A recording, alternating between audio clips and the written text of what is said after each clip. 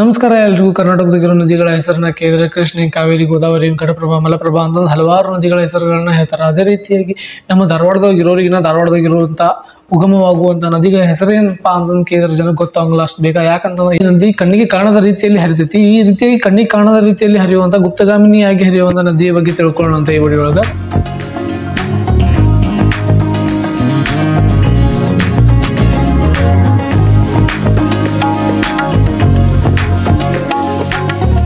ಏನಪ್ಪ ಇವ ನದಿ ಅನ್ಕೊಂತ ದೇವಾಲಯವನ್ನು ತೊಳಹತ್ನಲ್ಲ ಅಂತ ಅನ್ಕೊತಿರ್ಬೋದು. ಆದ್ರೆ ಈ ಒಂದು ದೇವಾಲಯಕ್ಕೆ ಮತ್ತು ನದಿಗೆ ಎರಡಕ್ಕೂ ಸಂಬಂಧ ಆಯ್ತು ಅಂತ ಹೇಳ್ಬೋದು. ಯಾಕಂತಂದ್ರೆ ಅಗಸ್ತ್ಯ ಮಹರ್ಷಿಗಳು ಏನು ಮಾಡ್ತಾರಪ್ಪ ಅಂತಂದ್ರೆ ಈ ಒಂದು ಧಾರವಾಡದೊಳಗೆ ಈ ಒಂದು ಸೋಮೇಶ್ವರ ಅನ್ನುವಂಥ ಒಂದು ಪ್ರದೇಶದೊಳಗೆ ಒಂದು ಶಿವಲಿಂಗವನ್ನು ಸ್ಥಾಪನೆ ಮಾಡ್ತಾರೆ. ಅಗಸ್ತ್ಯ ಮಹರ್ಷಿಗಳು ನಿರ್ಮಾಣ ಮಾಡಿರ್ತಕ್ಕಂಥ ಒಂದು ಶಿವಲಿಂಗುವಿಗೆ ಅಭಿಷೇಕವನ್ನು ಮಾಡಬೇಕಾಗಿತ್ತಲ್ಲ. ಆ ಸಂದರ್ಭದೊಳಗೆ ಇಲ್ಲಿ ಯಾವುದೇ ರೀತಿಗಿಂತ ನದಿಗಳಿರಲಿಲ್ಲ, ನೀರಿನ ಒಂದು ಸೋರ್ಸ್ ಇರಲಿಲ್ಲ. ಹಾಗಾಗಿ ಅಗಸ್ತ್ಯ ಮಹರ್ಷಿಗಳು ಏನು ಮಾಡ್ತಾರಪ್ಪ ಅಂತಂದ್ರೆ ಈ ಒಂದು ಶಾಲ್ಮಲ ಅನ್ನುವಂಥ ಒಂದು ನದಿಯನ್ನ ಸೃಷ್ಟಿಸ್ತಾರ. ಈ ಒಂದು ಶಾಲ್ಮಲಾ ಅನ್ನುವಂಥ ಒಂದು ನದಿಯನ್ನು ನೋಡೋದಕ್ಕೂ ಮೊದಲ ಈ ಒಂದು ದೇವಾಲಯವನ್ನು ನೋಡೋಣ ಬರೀ ಹೋಗಿ.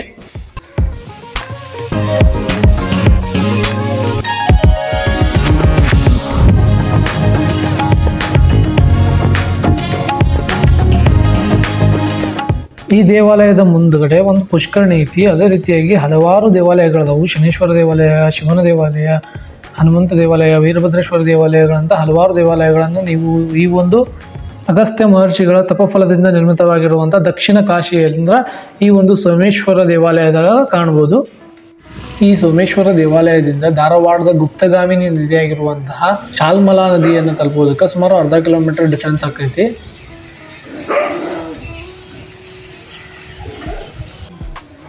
ಈ ಒಂದು ಸ್ಥಳಕ್ಕೆ ಬಂದ್ರೆ ನೀವು ಫೀಲ್ ಮಾಡ್ಬೋದು ಎಷ್ಟೊಂದು ತಂಪಾಗಿರ್ತಂತಂದ್ರೆ ನೀರಲ್ಲಿ ಉದ್ಭವ ಆಕೈತೆ ಅನ್ನೋದು ನಿಮ್ಗೆ ಅಲ್ಲಿ ನಿಂತರನ್ನ ಗೊತ್ತಾಗ್ಬಿಡುತ್ತೆ. ಅಷ್ಟೊಂದು ತಂಪಾಗಿರ್ತೈತಿ, ಅಷ್ಟು ನೆರಳು ಐತಿ, ಎಷ್ಟೊಂದು ಶಾಂತತೆಯನ್ನು ಐತೆ ಅಂತ ನೋಡ್ಬೋದು.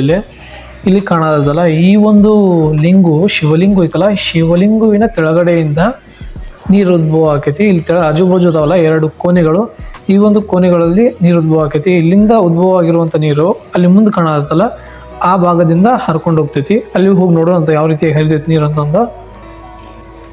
ಇದ್ರ ಆಜುಬಾಜು ಇರೋ ನೀರಿನ ಹೊಂಡಗಳಲ್ಲಿ ನೋಡ್ಬೋದು ಯಾವ ರೀತಿಯಾಗಿ ಕಲರ್ ಮೀನುಗಳದಾವು. ಬಿಳಿ ಮತ್ತು ಕರ್ರನ್ನು ಮೀನುಗಳದಾವು, ದೊಡ್ಡ ದೊಡ್ಡ ಮೀನುಗಳು. ಅಷ್ಟು ಚೆನ್ನಾಗಿ ಈಜದ ನೋಡ್ರಿ ಅದ್ರೊಳಗೆ. ಒಂದು ಸೈಡ ಮೀನುಗಳಿದ್ರೆ ಇನ್ನೊಂದು ಸೈಡ ಮಸ್ತ್ ಒಂದು ದೊಡ್ಡ ಆಮೆ ಐತಿ. ಆಮೆ ತೋರಿಸ್ತೇನೆ ನೋಡ್ರಿ. ಈಗ ಈ ಆಮೆ ಸುಮ್ಮನೆ ಮಕ್ಕೊಂಬಿಟ್ಟೈತಿದೆ, ಏನು ಮಾಡವಲ್ದು, ಏನು ವರ್ಕೌಟ ಮಾಡವಲ್ದು ನೋಡ್ರಿ. ಹಂಗೆ ಒಂದು ಸ್ವಲ್ಪ ಅಡ್ಯಾಡೋದು ಮಾಡೈತಿ, ಅಲ್ಲೇ ತೇಲಾತ್ ಬಿಟ್ಟೈತಿ ನೀರಾಗ ಮಸ್ತ್.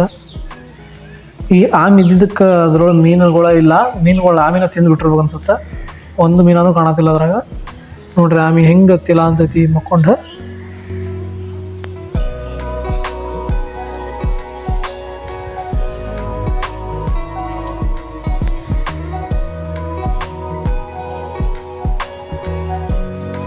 ಈ ಆಮೆ ಅಂತೂ ಏನೂ ಅಳೆಗಾಡತ್ತಿಲ್ಲ, ಏನು ಮಾಡತ್ತಿಲ್ಲ, ಸುಮ್ಮನೆ ಮಕ್ಕೊಂಬಿಟ್ಟೈತಿ. ನಾವು ಮತ್ತೀಗ ನದಿಯ ಹರಿವನ್ನು, ಶಾಲ್ಮಲಾ ನದಿಯ ಒಂದು ಹರಿವನ್ನು ನೋಡೋಣ ಬರ್ರಿ. ಆ ಗುಡಿಯ ಕೆಳಗೆ ಉದ್ಭವ ಆಗುವಂಥ ಒಂದು ನದಿ ಈ ಭಾಗಕ್ಕೆ ಹರ್ಕೊಂತ ಬಂದು ಇಲ್ಲಿಂದ ಹರಿದ ಕಡೆ ಒಂದು ಕೆರೆ ಐತಿ. ಆ ಕೆರೆಗೆ ಸೇರ್ತೈತಿ. ಕೆರೆ ತೋರಿಸ್ತಾನಂತ ನೋಡ್ಬೋದು ಹೆಂಗಾರ ನೀರು ಅಂತಂದು. ಸಣ್ಣಗೆ ಹರ್ಕೊಂಡು ಹೊಂಟೈತಿ. ಈ ರೀತಿಯಾಗಿ ಸಣ್ಣಗೆ ಹರಿಯುವಂಥ ಒಂದು ನದಿ. ವರ್ಷದ 365 ದಿನ ಸಹ ಈ ಒಂದು ಭಾಗದಲ್ಲಿ ನೀರು ಬತ್ತೋದಿಲ್ಲ.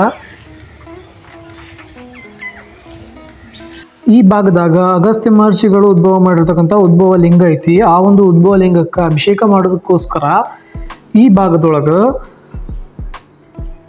ಆ ಒಂದು ಶಾಲ್ಮಲಾ ಅನ್ನುವಂಥ ನದಿ ಐತಿ. ಆ ನದಿ ಉದ್ಭವ ಆಗುವಂಥ ಒಂದು ನದಿ ಇದೇ ರೀತಿಯಾಗಿ ಹರ್ಕೊಂಡ್ಬಂದ್ಬಿಟ್ಟು ಇಲ್ಲಿ ಕಾಣುವಂಥ ಒಂದು ಕೆರೆ ಒಳಗೆ ಸ್ಟೋರ್ ಆಗ್ತೈತಿ. ಈ ಒಂದು ಕೆರೆ ಅಗಸ್ತ್ಯ ಮಹರ್ಷಿಗಳ ಒಂದು ಉದ್ಭವ ಲಿಂಗದ ಹಿಂಭಾಗದೊಳಗೆ ಐತಿ.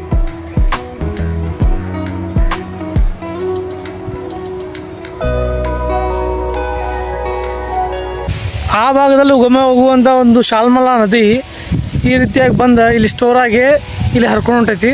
ನೀರಿನ ಪ್ರಮಾಣ ಜಾಸ್ತಿ ಇದ್ದಿದ್ದು ಖರೆ ಆಗಿರ್ಬೋದು. ಇದು ಹರಿವನ್ನು ತೋರಿಸ್ತೇನೆ ನೋಡ್ರಿ. ಈಗ ನೋಡ್ರಿ ಹೆಂಗೆ ಹೊಂಟೈತಿ.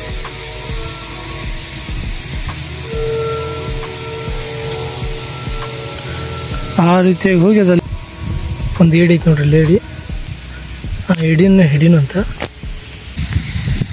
ಏಡಿ ಹಿಡಿಬೇಕಂತ ಕೈ ಹಾಕಿದ್ನಿ, ಏಡಿ ಸಿಕ್ತ. ಆದ್ರೆ ಏಡಿಗೆ ನೋಡ್ರಿ ಇಲ್ಲಿ ಹಿಂಗಾಗಿರ್ತದೆ, ಎಲ್ಲ ಏಟಾಗಿ ಸತ್ಬಿಟ್ಟೈತೆ ಏಡಿ. ಬೆನ್ನಿ ಕೊಡ್ತೈತೆ.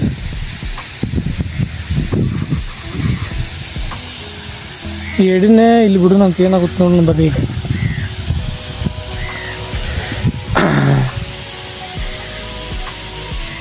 ನೋಡ್ಬೋದು ಏಡಿ ಹರ್ಕೊಂಡು ನೋಡಿ.